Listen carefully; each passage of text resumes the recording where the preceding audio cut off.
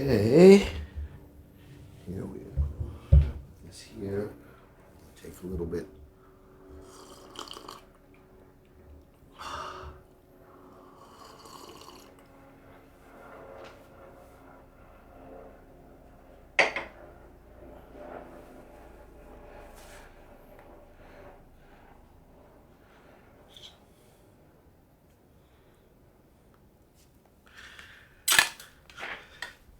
Okay,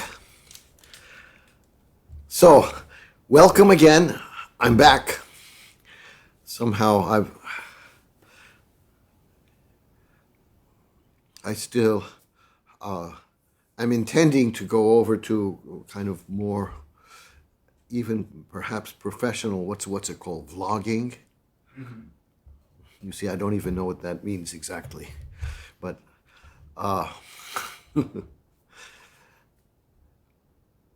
but I haven't succeeded in even attempting it yet. So I'm back with this, and I thought to round out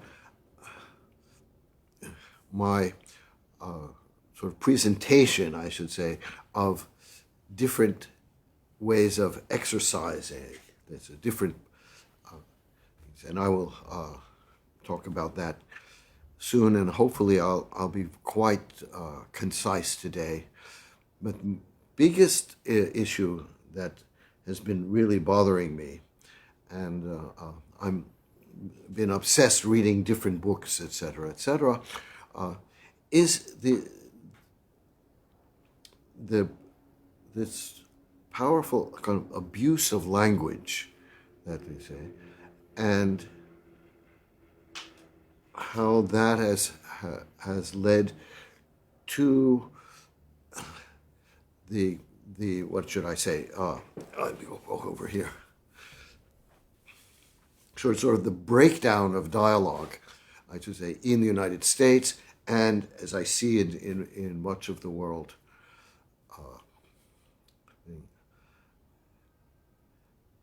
Now, before I do that, there are a few things that and they're all kind of related to this, but actually, to start, I think, rather than end it with this, I'll start with the issue of microfibers, which I just read about. That it's in a tiny town in Norway called Longyearbyen. It's in the north, very north. It's a small village, and the village in its sewage water going into the fjords. There are many, of course, fjords, these rivers that's in Norway. It emits roughly as much microplastics as is emitted by a wastewater treatment plant near Vancouver, which serves 1.3 million people. Now, this town has just a few thousand people in it, does it? And this is one of the researchers, is Dr. Halsband. People think out of sight, out of mind, the ocean will take care of everything. But the stuff piles up, as he said. And this reminded me of when I was,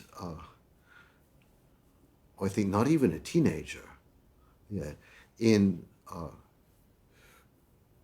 Greece with my mother, my parents, and my sister, and we would take these short trips in the Aegean on various. They're not cruise ships, but ships. That way, boats, kind of medium size or smaller size, and what I would always see was the crew people sort of taking all this garbage and just dumping it in the water. And of course, this is not unique to that, but I think this is just normal, everything. And that's because thought that, well, the ocean, the sea, the Mediterranean, probably the Caribbean, etc., will take care of all of this. Now we've seen this in magnified to the nth degree with sort of the clear water, and for instance, and and even very recently, the offshore oil spills in the Caribbean, which have polluted vast areas of the seabed. And again, you have the companies that say, well, okay, the water will take care of that. The ocean will take care of that. It's really amazing. Now, microfiber are these just tiny bits of plastic sort of fiber, and they're used in all sorts of. I think this is probably microfiber myself. So, part of my new look, I'm actually, in a certain way, a polluter, I guess. Well, there's nothing we can do about it, except, for instance, now what the tiny town has done, Longyearbyen is beginning to do, I should say, is actually putting in what are essentially traps for microfiber, so that the sewage from the town doesn't simply drain into the water, but is filtered, and that will take care of at least a decent amount of that problem. So that's at least they're doing something about this way. Okay, that's just one thing that I read about. Now going back to language, this is from the MIT Technology Review that somehow I read every now and then.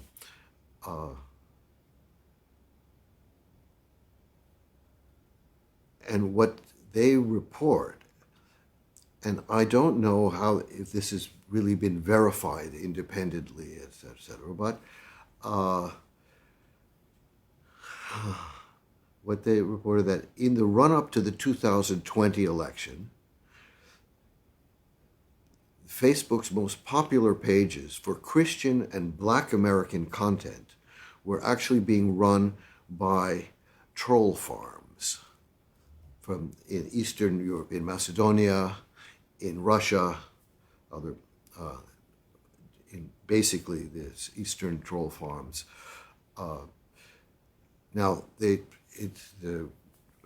review writes the following: these pages were part of a larger network that collectively reached nearly half of all Americans, according to an internal company report, and achieved that reach not through user choice, but primarily as a result of Facebook's own platform design and engagement-hungry algorithm. And this is an issue of what is called artificial intelligence, AI, these algorithms which are put in place to, in a certain way, control things, but also to optimize business. And in a certain way, they are contradictory, we can say. But this is a subject for another rant of mine.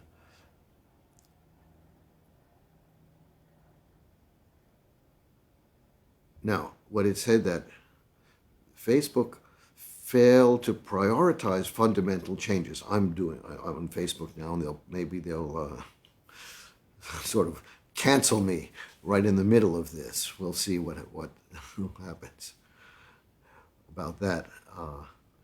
Can people hear me, by the way? Everything is okay? Hopefully there are at least 2 people in there, but in any case, we still archive this, so if anyone is interested in perusing this later, that's absolutely fine. Now, it said Facebook failed to prioritize fundamental changes in how its platform promotes and distributes information. The company instead pursued what they said was a whack-a-mole strategy that involved monitoring and quashing the activity of bad actors when they engaged in political discourse, and adding some guardrails that, as they said, prevented the worst of the worst. But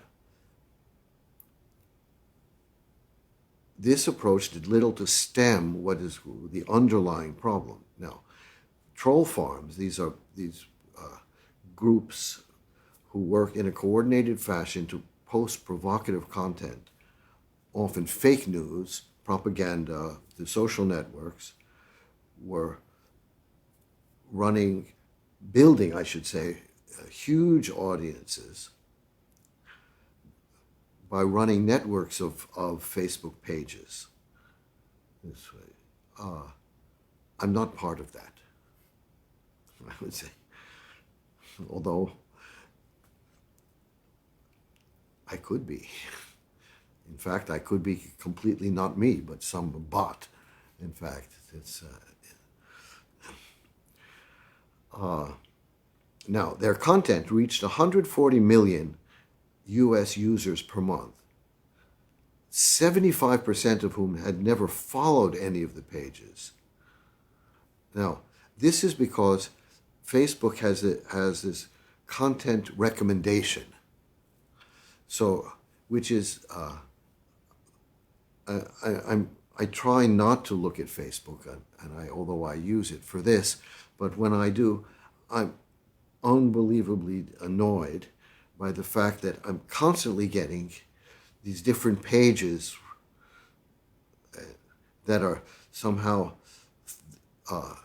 in my interest. So, but they're not in my interest at all. But I still get them, and this is a very big problem. This is also a problem, of course. I forgot to do one thing here. Sorry about that. Hold 1 second. Yeah, I have to change one setting here. Yeah, okay. That's better then. Otherwise my iPad tends to turn off. So the platform is choosing the content, not the actual person who is watching, which in my case was me. And that, of course, has to do also with ads, little suggestions for things, etc., that are constantly popping up. Crazy. Now, I keep reading a little bit. As of October 2019, around 15,000 Facebook pages were being run out of Kosovo and Macedonia.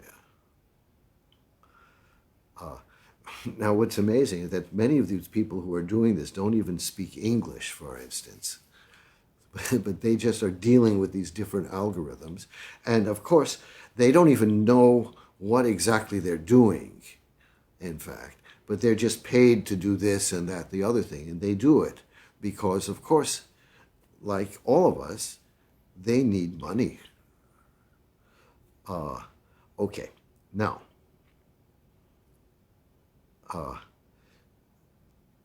they reached, collectively, these troll farm pages, I should say, reached 140 million US users, and globally, this is weekly, I have to say, not in total, but weekly, 140 million US users, and globally, 360 million users weekly. This is remarkable. Now, also, the largest Christian American page on Facebook, run from one of these troll farms, actually, reached 75 million users monthly, 95% of whom had never followed any of these pages, but they just sort of popped up. And the largest African American page on Facebook, also run by, this is, I say again, is information from the MIT Technology Review. And if it turns out to be actually also trolled fake news, perhaps they will issue an apology. But I have a feeling that this is actually not, in fact.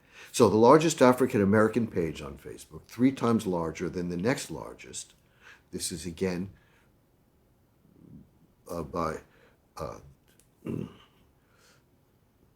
coming from one of these troll or several of these troll farms. Reached 30 million users monthly, 85% of whom had never followed any of those pages as well. Now, the second largest Native American page on Facebook reached 400,000 users monthly, around that, 90% of whom had never followed any of the pages.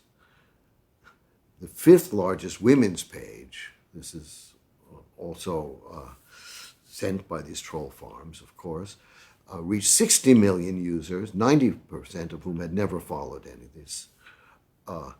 Now, the troll farms, although they are very much focused on the U.S., they also are a little bit ecumenical, so they reach Australia, the United Kingdom, India, South America, and Central American countries. So that's what at least this article said. Now, the other thing is that Facebook's ranking system then pushes the more engaging content higher up in the user's news feeds. Now, what that means is that these troll farm posts, which are constantly being posted there, become the more engaging content. So then they appear higher up in their news feeds. Okay, so here we have a great example of the abuse of language, again, in the broad sense. The abuse of language, I can say, is another way of saying the use of propaganda and framing. That's now one other thing. What's in the news I found now is something, and so much of this is actually very old. None of this is new or it's all sort of taken from a long time ago, including these troll farm posts on Facebook, just rehashing old kinds of news, old kinds of, let's say, things which perhaps frighten people, like that from it. So this is one thing, and this is something that there's a lot of push about what is called replacement theory, or the Great Replacement. Now, this has been used for a long time by white supremacists and white nationalists and racist organizations to demonize people who are not of their race, let's say. Now, what is being said now and is that Biden, in fact, is, let me say, trying to, as this is one, this unbelievable fellow, Tucker Carlson, told last week only. He said Biden is trying to change the racial mix of this country. So this is his hidden agenda. This was remarkable. And this is the great replacement. And of course, they want to replace the legacy of Americans with what he called more obedient people from faraway countries. And these are all words which are devoid of actual meaning, but have kind of themselves have emotional content. That's it. They're devoid of what we can call significant meaning. Now, and then other people say that Carlson is correct about replacement theory as an explanation of what is happening now in America. And of course, this has to do particularly after the withdrawal from Afghanistan, the push by conservatives not to let in the resettlement of Afghans who are fleeing the country, because they are more obedient people from faraway countries, and they don't have their own ideas like the people who are already in the United States and simply are of a kind of a white color, let's say. This is really amazing.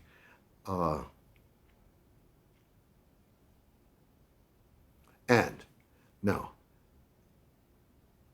this is the great Matt Getz, who is a buddy of Carlson. He added, actually, that the Anti-Defamation League, which is a Jewish organization, and of course, now we come to the fact that finally we have these obedient people from faraway countries, but finally we have the issue of these Jewish people who are somehow different and nefarious. And he said, the Anti-Defamation League, he said, is a racist organization because they want to stop the defamation of Jewish people, and but their platform is to secure justice and fair treatment for everybody. Okay, that's one thing. Now,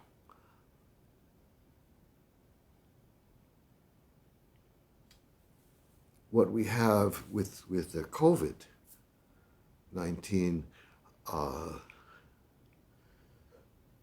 I should say, big surge in certain parts of the country, is you have the patients now attacking the health workers. That it's somehow their fault, that way. And so just recently, this actually came from the Washington Post, at Cox Medical Center in Kentucky, Missouri, I'm so sorry, that's Missouri. So workers will have a panic button on their phones, that way, where they can report staff assaults by patients, because these assaults have tripled just recently. And that will alert security so that they can actually come more quickly to that. This is really incredible what's happening in this way. Okay, and just as a prelude to what I want to really talk about, this was a very good editorial by Heather Boucher, who was one of the President's Council of Economic Advisors. And this what they're saying is that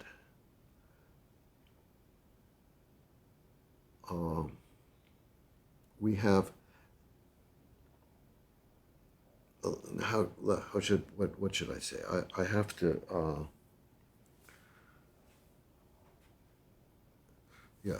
speak about this. There's a theory recently. It's been called active polarization.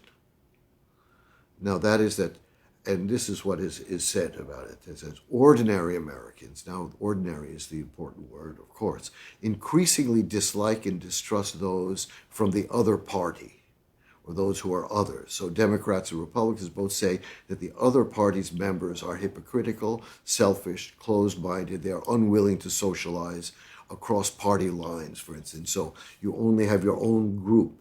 And of course, this is true in a certain sense. And what social media has done is basically tribalize the country and the world, so that you are in little bubbles which sort of amplify your own ideas, your own fears, etc., etc. But what he mentioned, and this is something that's very true, they said that what we have to do to renew our scrutiny of the role of elites and political systems in fomenting illiberal behavior. And that the problem is not simply effective polarization, it is a political system that is failing to contain significant democratic erosion and illiberalism. What is happening to me? Hold it. This always helps a little bit.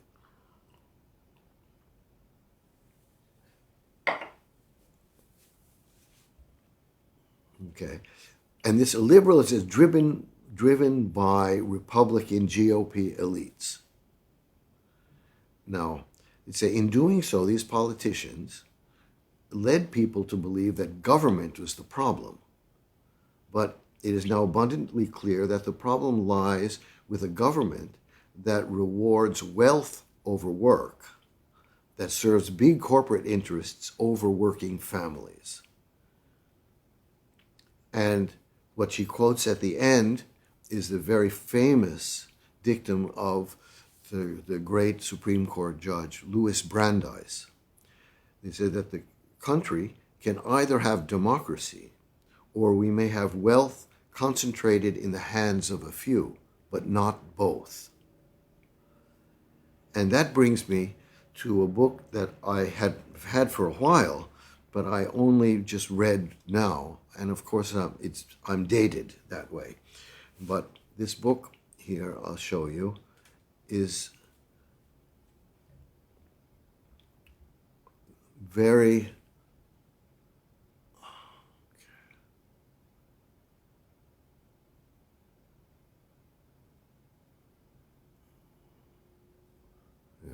here we go. Where am I? Preface to the anchor. Let's see. Here we are. Yeah. Okay. This is Jane Mayer, who's a wonderful reporter. It's Dark Money. Now, Dark Money was actually written before the 2016 election. And then there's a new preface in 2017 after that election.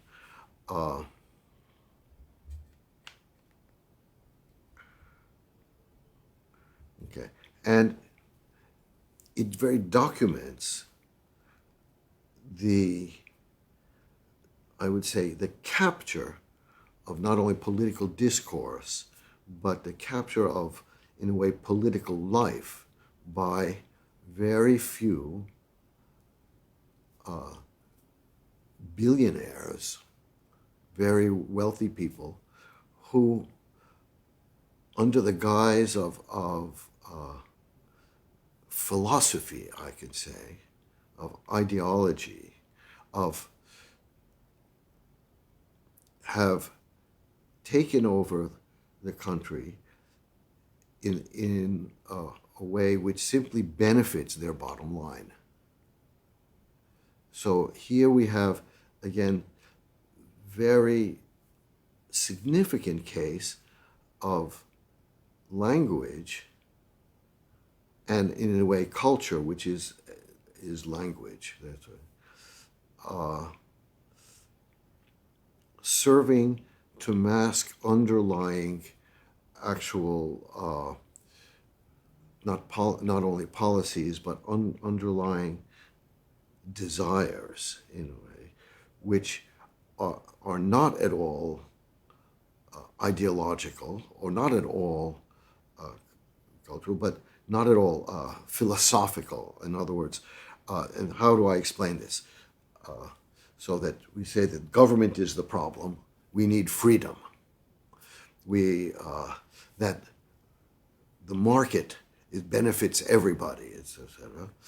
That these are all words which, and it's very possible that even these people have come to believe them in a certain sense, a certain part of their brains, but in fact they are very self-serving, because what they do is increase their own profit and put most of the country in debt to them.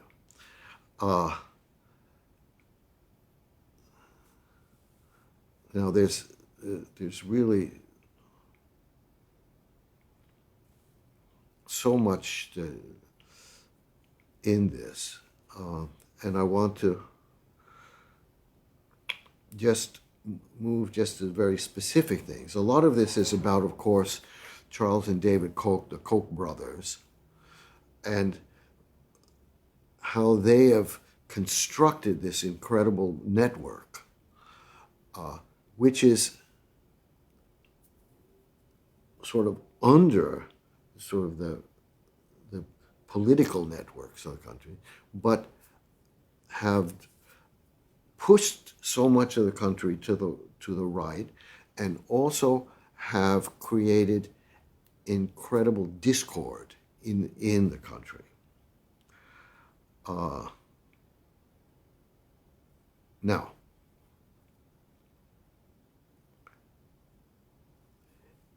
in their pursuits of so-called liberty, they've taken, for instance,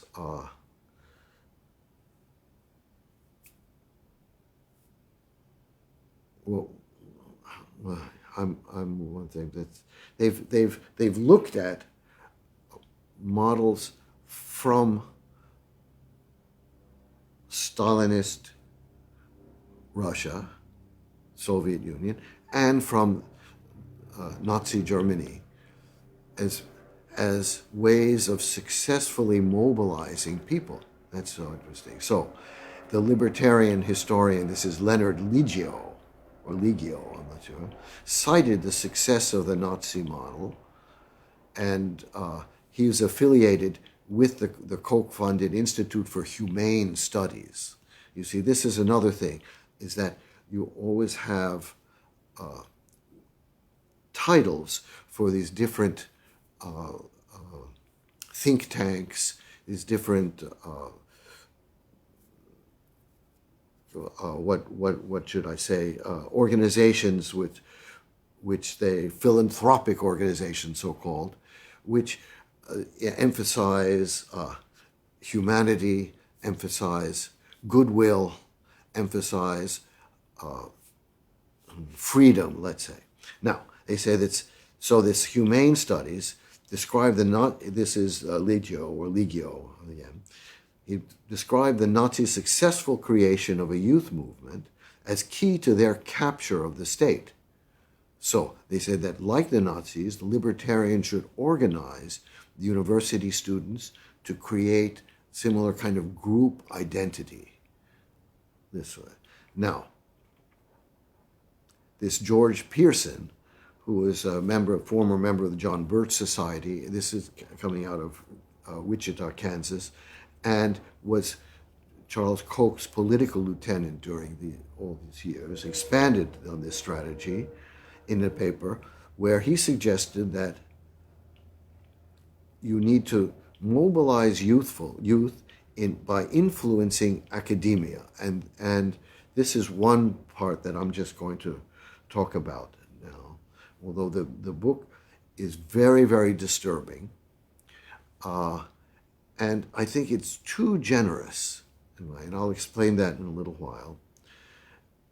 Now, as these Pearson's arguments were summarized, it will be necessary to use, this all comes from book, I'm just quoting from Jane Mayer's book. This would be necessary to use ambiguous and misleading names, obscure the true agenda, and conceal the means of control. Now, this became the model which is the Koch brothers and others, the SCIF, the organizations that he put together, etc., were practice, in fact. Now,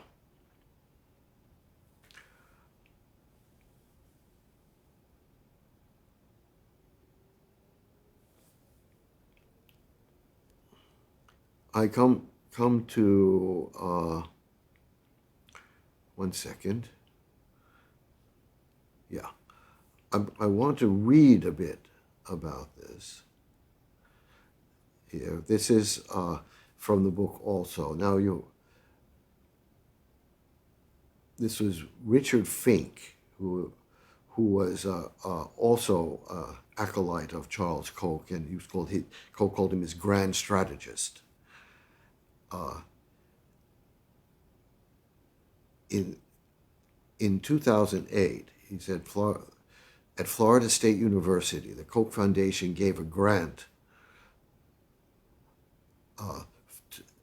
and with that grant came say on faculty hires. Now, criticism then in the university really erupted. Students complained that Koch influence was nefarious and omnipresent.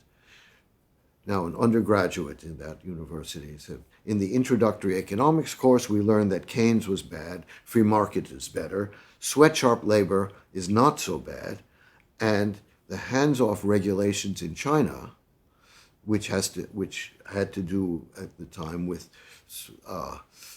pollution, et cetera, were better than those in the U.S. Now, the economics textbook was co-written by Russell Sobel, who was a recipient of Koch funding. Okay.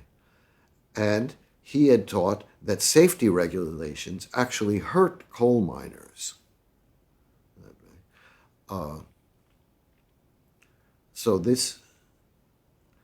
Now the Koch defended their purchase of influence at the university by saying that it provides fresh college thinking. That's right. Okay, now going on with that, you have the Topeka school system signed an agreement with the organization which taught students that, among other things, Franklin Roosevelt did not alleviate the Depression but caused it. That minimum wage laws hurt the poor, lower pay for women was not discriminatory, and the government, rather than business, caused the 2008 recession. You see. So it's all a matter of promoting, just propaganda, using language to sort of obfuscate and to sort of steer people's minds in another way. And the amount of money that's involved in that is unbelievable. Okay. I am going to move on. But I need to do just one more thing with this from the book here. I'm going to read a little bit more, though. Now, just a second.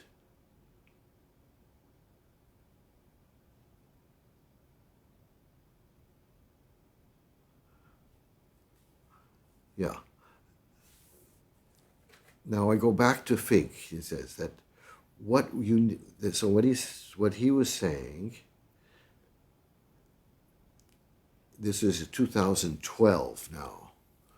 Is that the organizations that the Kochs founded, let's say, had to rethink their strategy.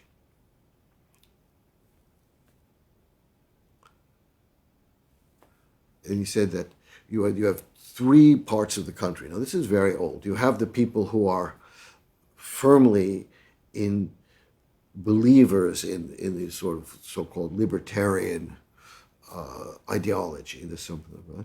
You have the people who are totally on the left, and there you can't touch them. But you have this middle ground. That's what we always have to.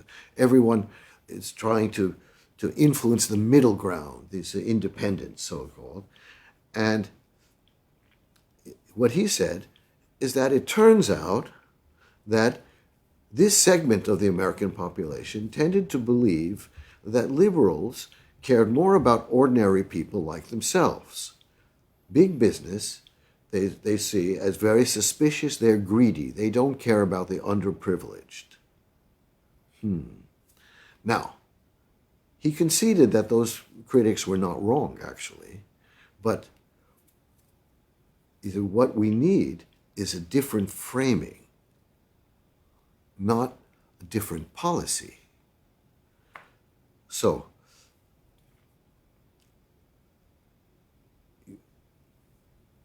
we want to decrease regulation so we can make more profit, he said, this Fink said. We want to cut government spending so we don't have to pay taxes. But he said the middle third of the American voters was uncomfortable with that. Now, this is again what he's saying.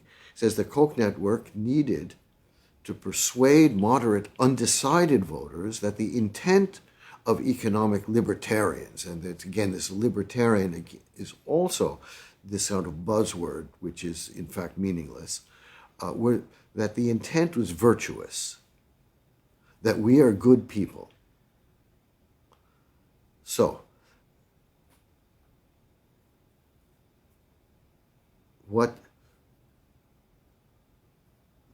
so that Fink acknowledged that people really want a clean environment, they want health and high standards of living, peace and security. And what he said, what we need to do, this is for the Koch, is to argue that free markets and the policies that we espouse, that's there, lead to happiness. And that big government leads to tyranny and fascism. You see. So, he said government, and this again is so old it's amazing. He said government programs cause dependency, which cause psychological depression, and that psychological depression, he said, leads to totalitarianism. Let's say the minimum wage, he says, is a good example. This is all from video which was surreptitiously actually taken during one of their meetings. That's right. It denied the opportunity for earned success to, he said, 500,000 Americans who he estimated will be willing to work for less than the federal minimum standard. Now, without jobs, they've lost their meaning in life, Finn said. Now, this is also kind of interesting because you have these illogical steps that, first of all, because they're willing to work for less than the middle, they lost their job. that's not, why would they lose a job or not be able to work? Because their companies, now these are these people he's talking to, who actually have billions of dollars of profit, refuse then to hire certain people at a certain wage.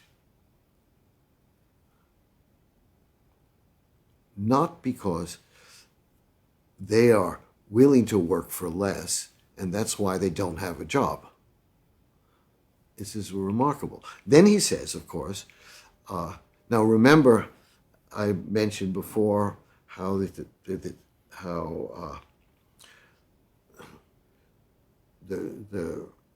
Koch organization looked towards the Nazi youth, for instance, as a model for mobilizing people to become supporters of their policies.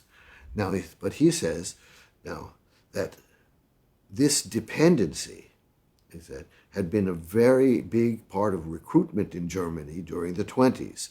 He argued that the minimum wage laws could be described as leading to the kinds of conditions that caused the rise and fall of the Third Reich.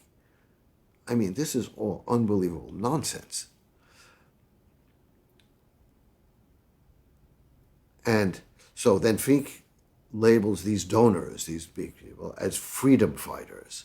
They need to explain to American voters their opposition to programs for the poor does not stem from greed.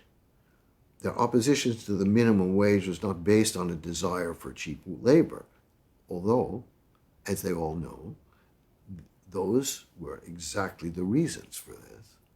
Rather, their new talking points would portray it as the path to human well-being. Now, in the Wichita Business Journal, then Koch also wrote, this is Charles Koch, shares a name with me, unfortunately. In it, he said, the poor, okay, you have welfare, but you've condemned them to a lifetime of dependency and hopelessness. We want people to have the hope they can advance on their own merits rather than hope that someone gives them something. This, of course, is centuries old garbage.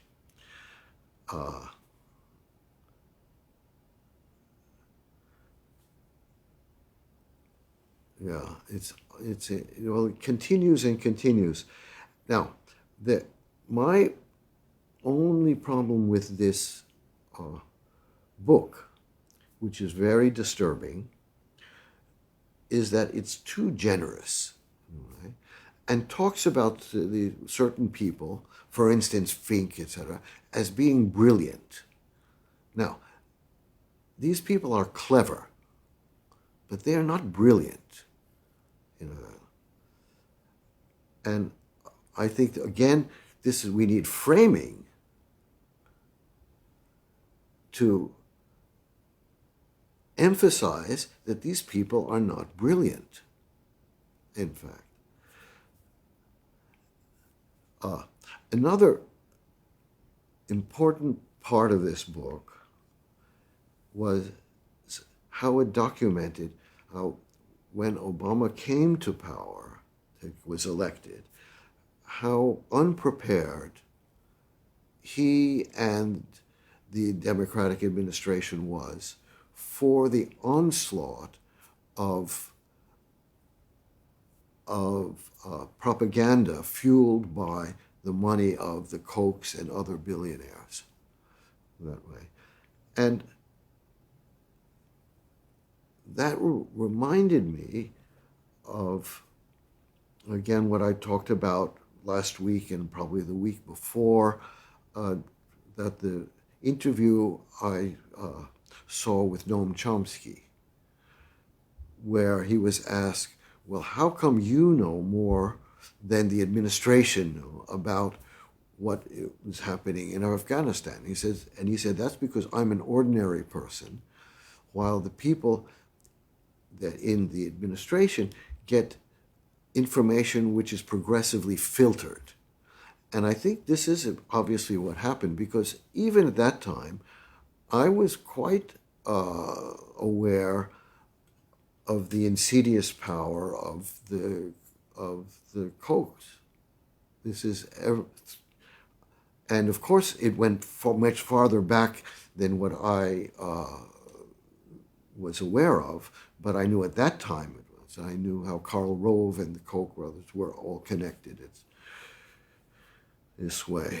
Okay, so this is, and now why am I talking about this now?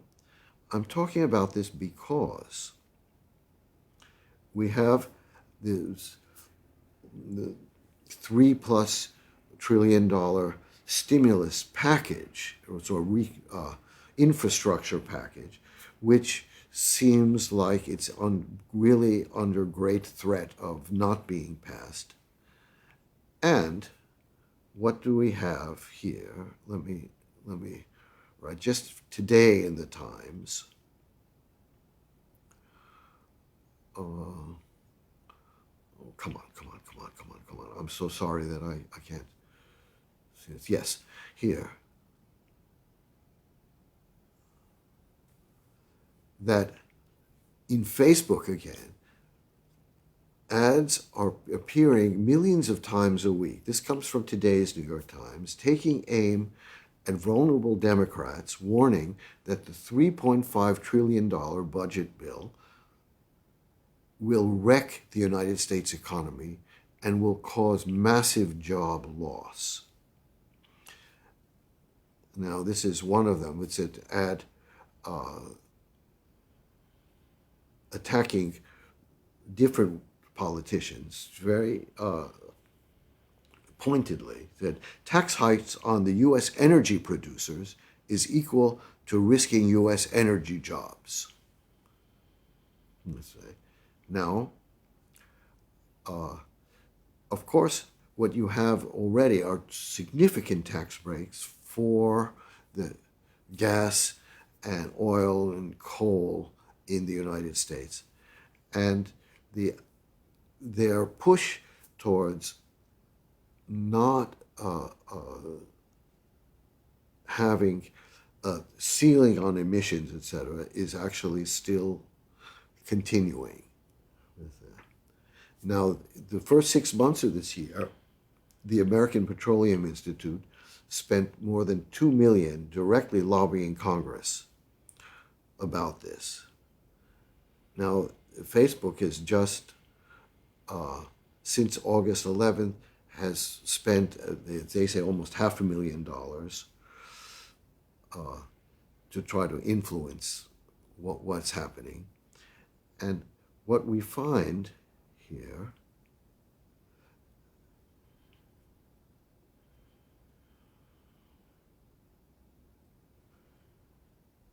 fossil fuel subsidies in the not only the United States, but in what they said, this is from the Times, the world's richest countries, totals about $350 billion a year, more than double the estimates of subsidies for renewable energy, you see.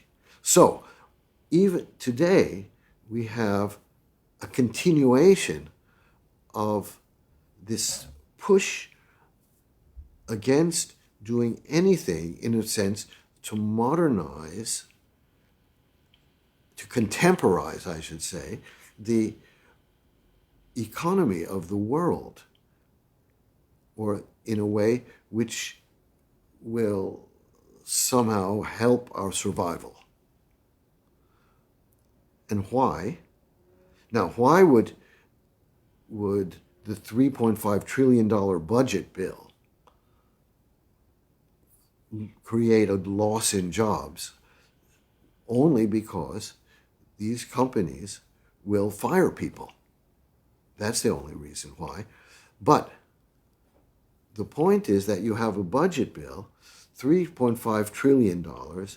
Now, that's not saying that you take this money and just I should say, rocket it up into space so it disappears. No, this money actually goes towards people doing things. So, in fact, what that does is actually create jobs, create it. And this is simple logic, but you have these words, job loss. That people go, oh, job loss.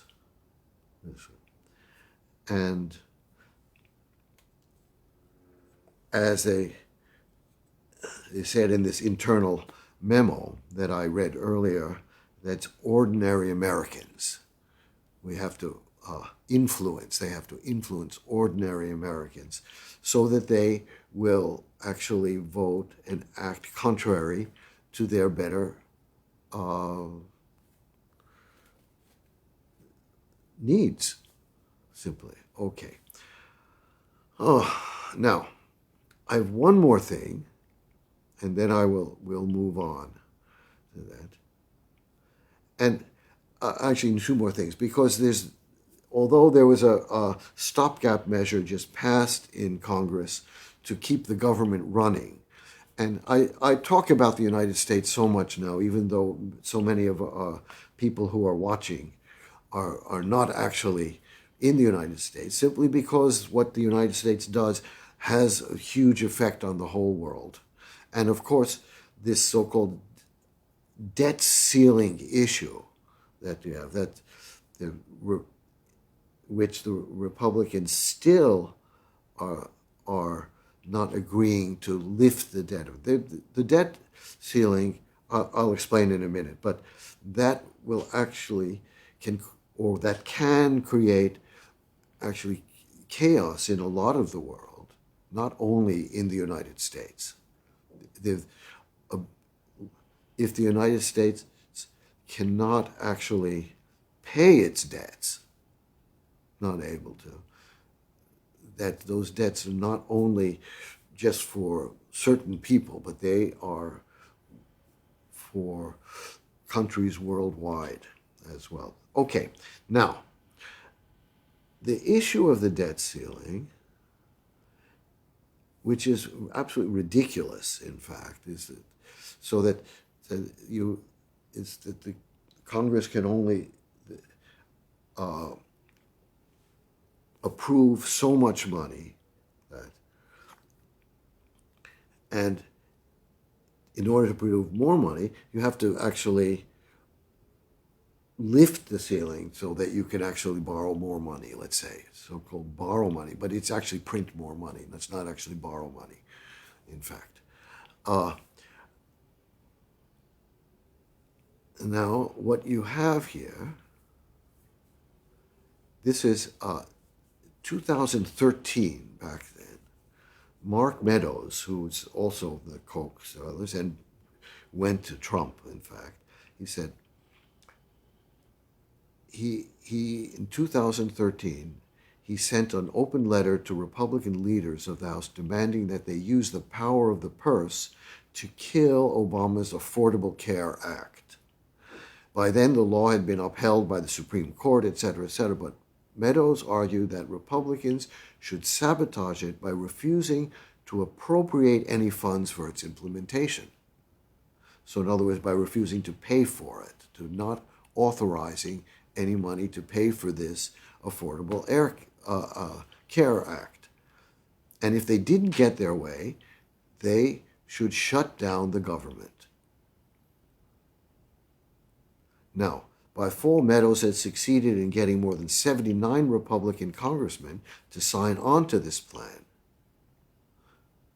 You see, this is a ploy by minority party now, well, at the time, but by certain people to wrest control of the economy from the majority of people in the country. And so what we see is, while, as I should say, that our founding fathers, founding people, ended up being basically men, so that's why they're called founding fathers. But they wrote in the Constitution, the United States Constitution, measures to protect the minority from what could be called the tyranny of the majority. And that had to do a lot with religious freedom, et cetera, et cetera. But what we see now is that somehow we need to protect the majority from the tyranny of the minority. So things have sort of turned exactly 180 degrees that way.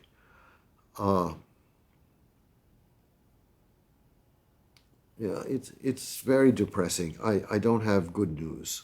Well, there is good news, I have to say, in COVID-19 because Merck Pharmaceuticals has announced that their newest antiviral medication, and it's saying I forgot the name of it, that's not important, is quite successful in reducing the severity of COVID-19. This is in the Delta variant that way. Of course, their claims have to be vetted independently before we know that they're actually true or not. But this is incredibly good news if it's so. And what it does show is, which is also good in any case, is what the pandemic has done. It has forced the medical profession to look into antiviral medications, which is something that they did not really do with the same kind of energy, I should say, before. Then you had certain, what's happening? And it just stopped for a second. Oh, did it start again? No, it's fine now. It's okay? Okay. So that is very good news, and it's good news because I'm sure that this is one product, and other medications will come to the the market, we can say, to us, and will be very, very helpful. Although, of course, there is, in any case, the issue of overuse, and that's what we have with antibiotics today. And antibiotics actually target bacterial infections, not viral infections, but we find that the standard antibiotics are losing effectiveness because of overuse that way. Now, that's something that I'm not competent to really talk about, so I won't talk about that anymore. One other, though, depressing news, and this is the last of the depressing newses? I can't even speak. That's also depressing. Is that U.S. officials reported that more than 20 birds, mussels, fish, and plants, which were in the list of endangered species, have actually become extinct. They said it's 11 birds, 8 freshwater mussels, 2 fish, a bat, and a plant. Now, of course, that's very saddening. It's also important to note that every extinction creates a loss for research. And this can be even medical research. It can be research for structural issues, for things like that.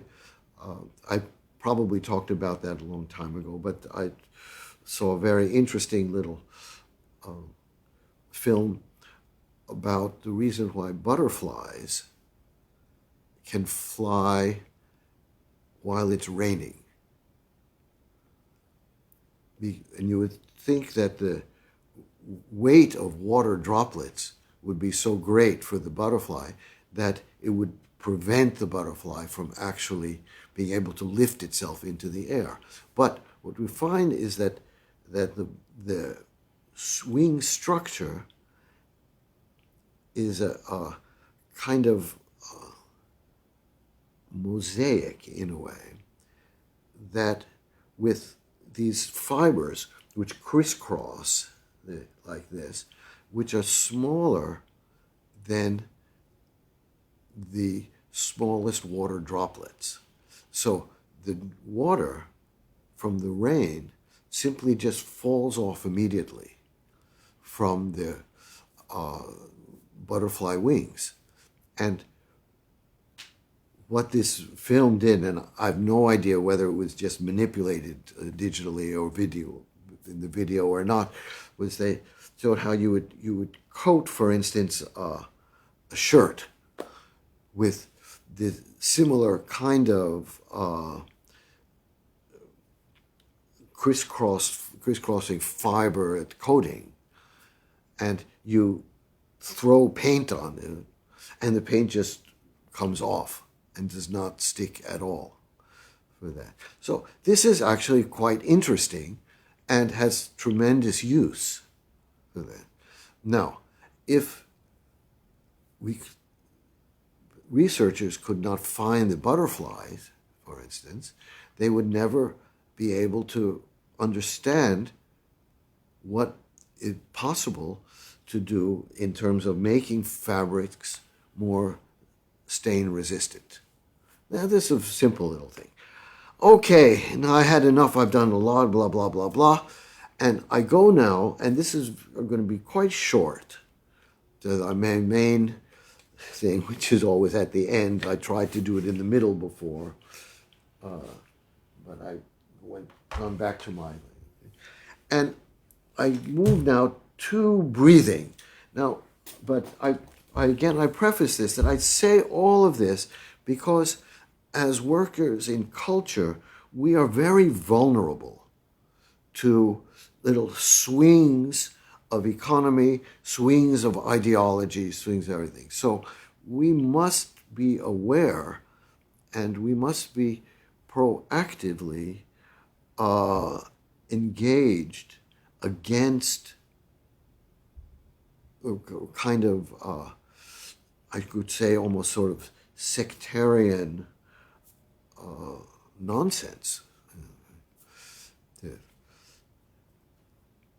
So we should not just live in our little world and say, okay, this, that, and then we'll find that we are in fact nullified in that way. But we have to engage society as a whole.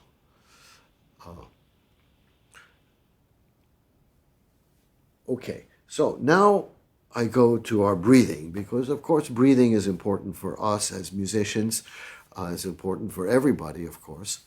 And what I did is I found what I was talking about before, these breathing bag, etc. And so there are two things which are very useful. This is a breathing bag, which is 5 liters, and this is a little kind of breath builder, as it's called. Okay, this breath builder is something I think quite important, and I will start with this here. And because I always talk about the fact that we should inhale to the point that we're going to play, and it's not sort of stop in the middle and then try to restart. So that there's a kind of circular motion that is involved in our breathing. And what this does is it allows us to practice that, and in a very simple way. So if you breathe out, sort of blow through this, you see how the ball comes up here. Okay? And what you have to do is sort of breathe out, then breathe in, breathe out, breathe in, while keeping the ball up this way. So we have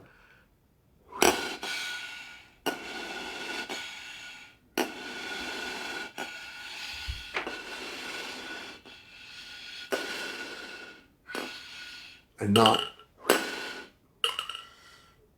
that way, you see. And it's interesting. You can have it create more resistance or less resistance. And it also comes with two tubes. This is a larger one, and this the smaller one is actually for the clarinet and instruments which need resistance is probably better. So this is a smaller tube, and we can, let's say I can there has 3 holes in it, and you can put your thumb on one of the holes, let's say the larger one for the moment, and if you go that way and you get up, and then again you do exactly the same thing.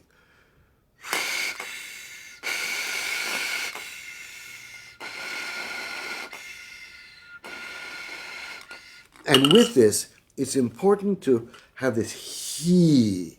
So you're breathing through the he that way, and not through simply ah or ooh or whatever. And then you can use there are other two sides. So you can do this hole, or the smaller hole, or no hole.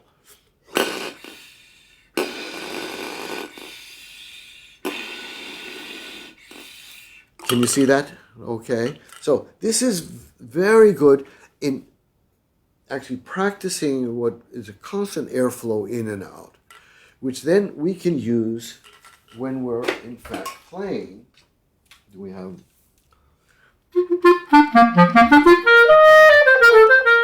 So if we play, we can breathe in.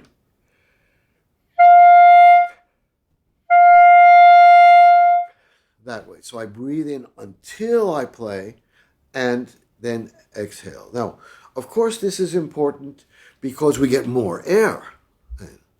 And a big problem with endurance that people have is the fact that they will breathe like this, then close off everything. So in fact, they've actually not filled their lungs to the degree that's necessary to actually have decent endurance, or decent, I should say, capacity for playing a long phrase. So they go, but now this is even more important than that. It's when you do close off here, everything squeezes this way. And what also squeezes is the reed. And that's a big reason why you read books, you talk to people, they say, the clarinet speaks late. Of course it does, if you do that, but not late at all.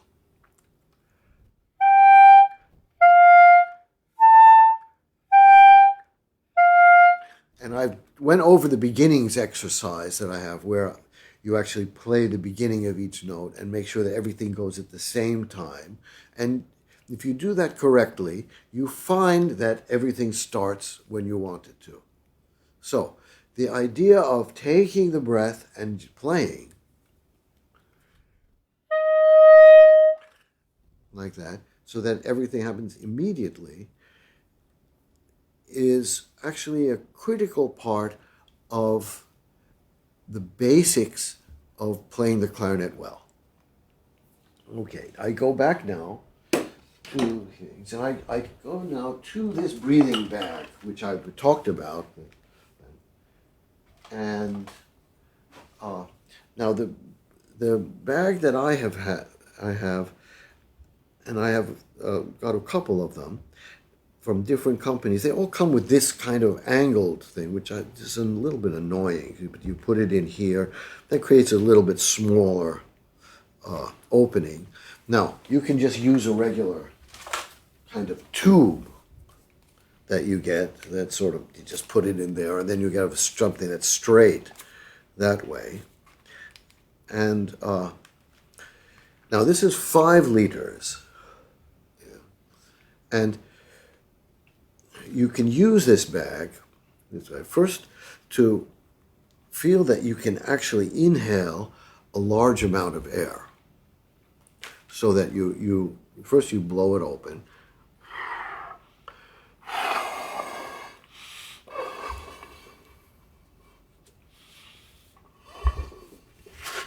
Like that, let's say, here. And then you inhale that. I'm trying to do this.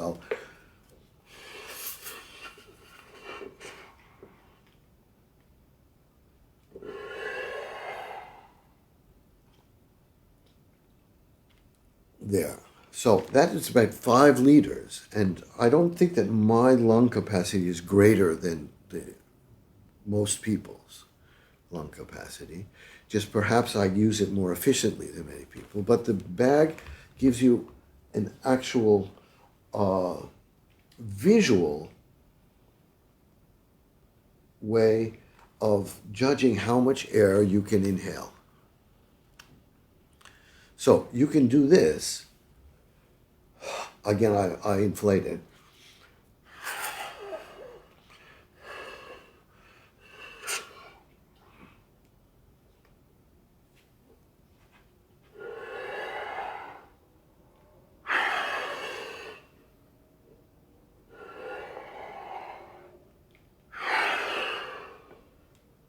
And what you can do with the bag is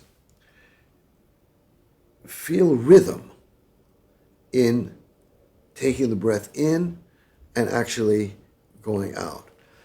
So, for instance, you can exhale into a count of 4, let's say, and then inhale a count of 1. So I do the following. Again, I inhale. I blow it open.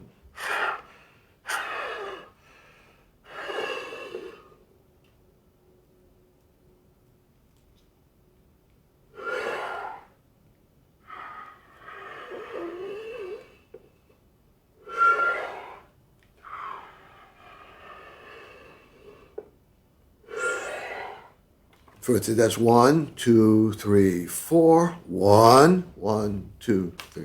You can do even slower. Now, to do that, you have the E, and what I do is purse the lips, of course, so it's not like that, because the air goes through. And this is very large.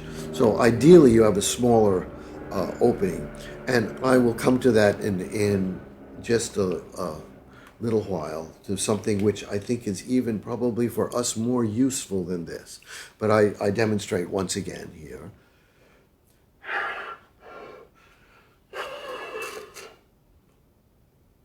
So,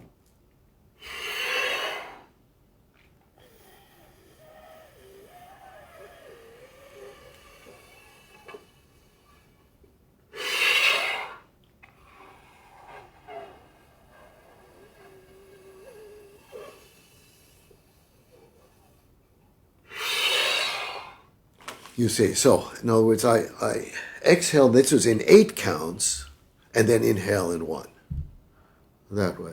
So this is a way you can actually practice the feeling that you can inhale a lot in a short time.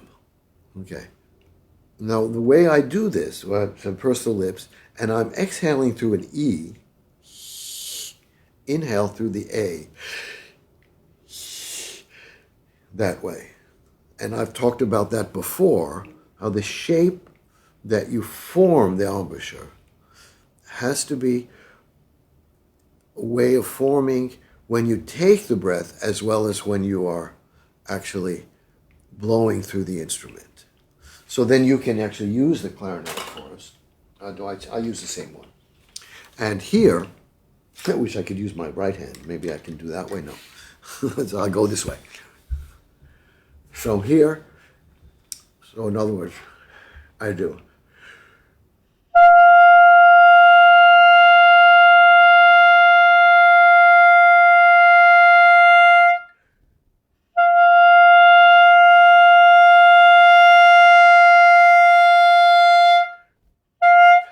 That way. And you can practice these catch breaths, which are very quick, but yet very filling. Right.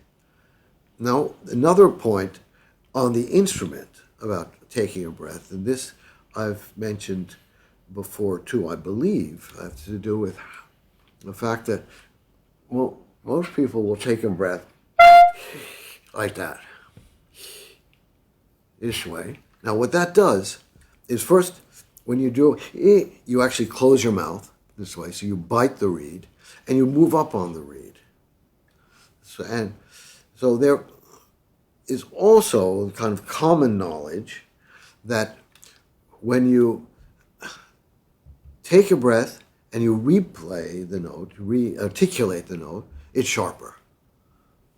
And even recently on the some email, something I got had talked about so-called the mechanics of why this happens because of the nature of the sound wave, blah, blah, blah, blah, blah. This is all nonsense. And all that it is that you play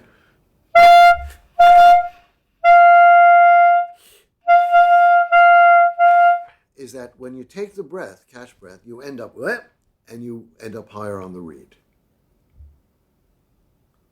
You see. Now, if you take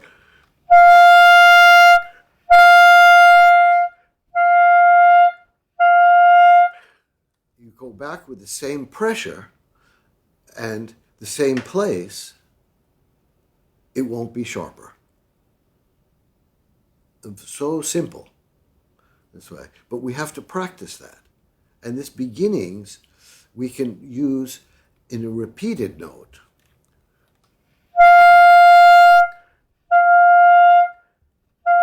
And again, it's A-E, A-E. The form inside the mouth is critical.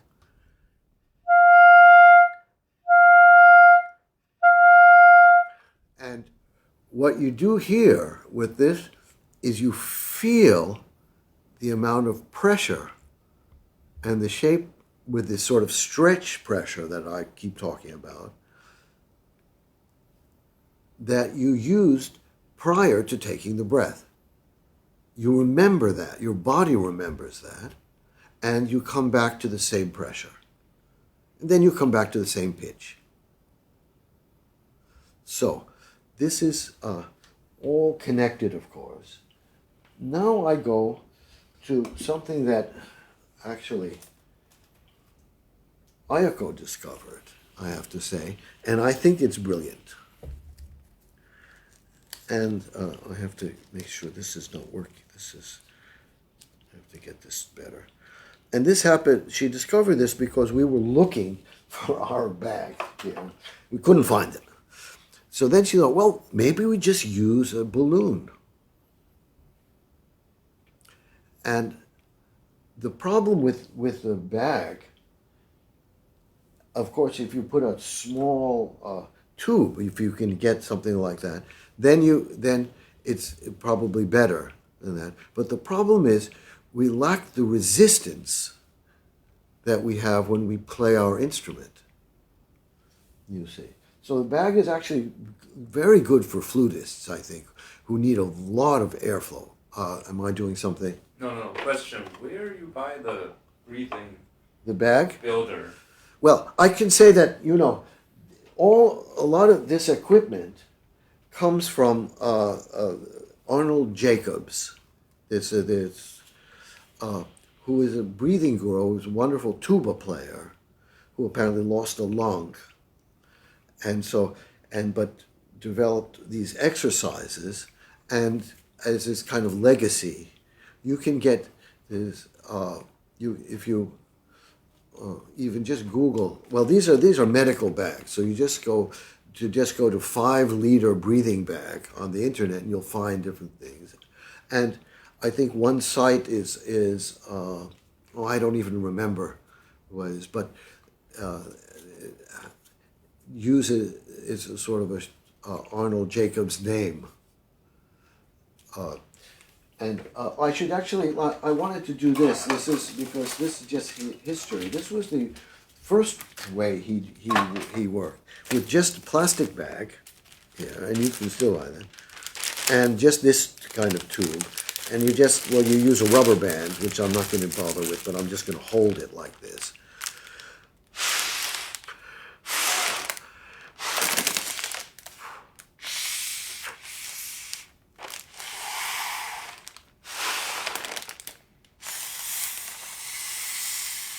This was the prototypical Arnold Jacobs bag method of sort of increasing lung capacity.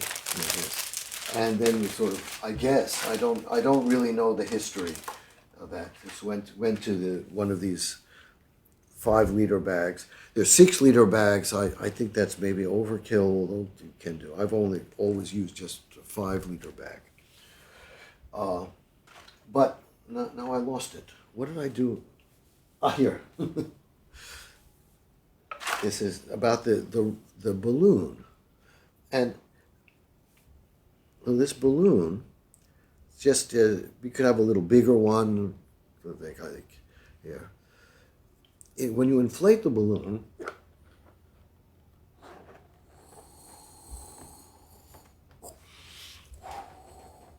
this way, it needs resistance. And that resistance is not so different from the resistance you have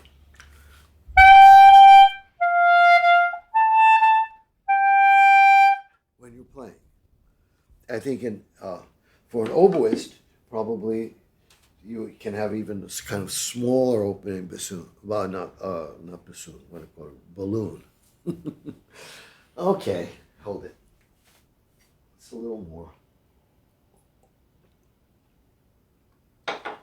But this balloon here, and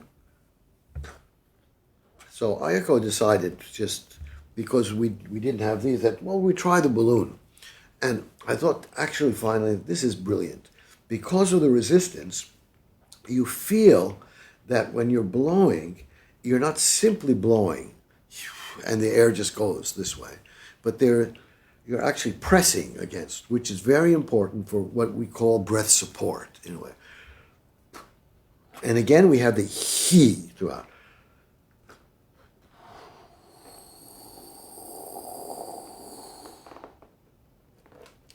And then what you can do, probably it's good to have a bigger balloon than this, perhaps. Then you can do more. But from there, you can suck the air in.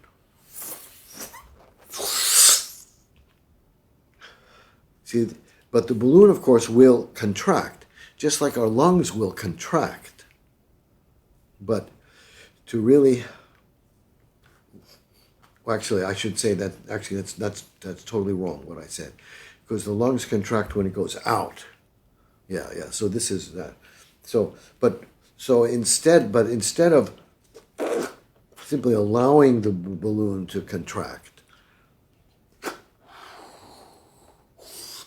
like that, you actually actively suck the air back into it. Now, of course, what you're doing is you're inhaling carbon dioxide more, which is in one way good because you don't get dizzy from the breathing that you're doing. But after a little while, take a rest and actually breathe normally. Otherwise, you may get starved for oxygen. So once again, so I go that way, and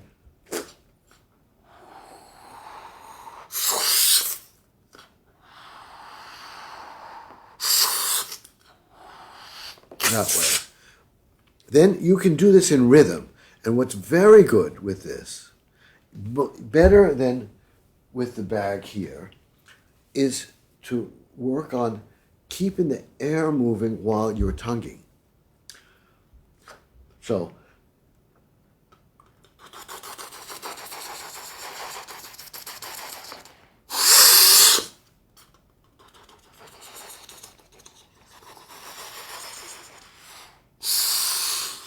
now,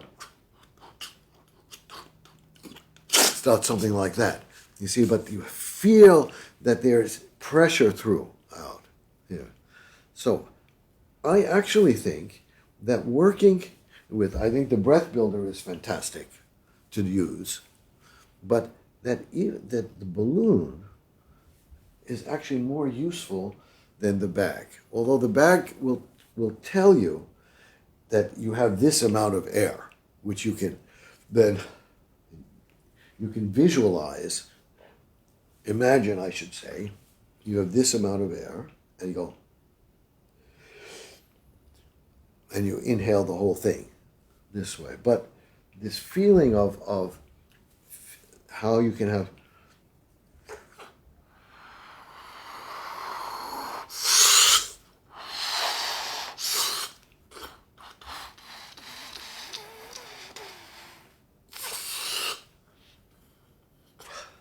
and you can even use this in your mind. For instance, let's say the slow movement of the Mozart concerto.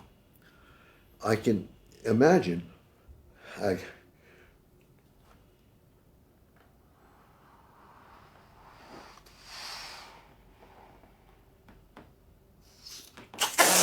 that's the first phrase. Whoops. I got sprayed. But anyway, do you understand what I just did? You can see how the air moves through the resistance of the balloon.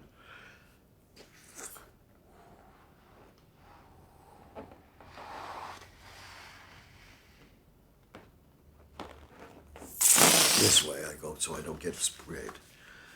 And that's all I really want to talk about now. I'm sorry I don't have a video or an audio clip to show you, but I next week I will not be doing a live stream for sure, but I will post a recording or a video, and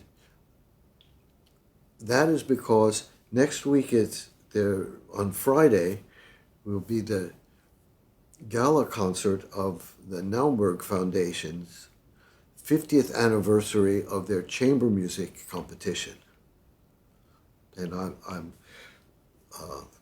very happy that I'll be part of that, and I'll be playing just two movements because there will be many of us doing little selections. So the second movement, Larghetto, and the last movement, variations of the Mozart Quintet with a wonderful young group called the Telegraph Quartet on that program. And sort of just to celebrate perhaps this 50th anniversary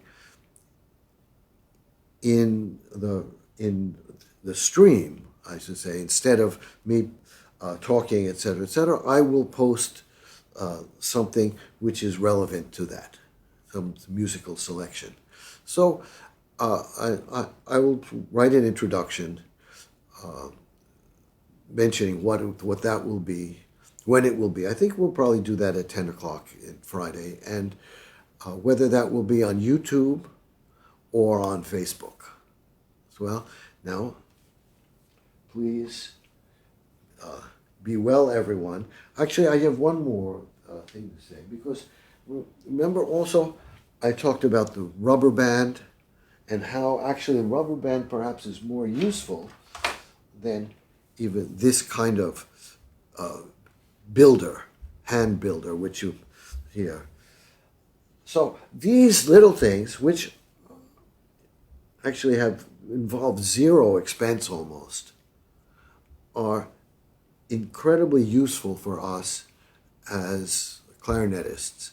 They're useful for all wind players, I think, and maybe in a certain way for all musicians. So take care, everyone. Be well. Thank you.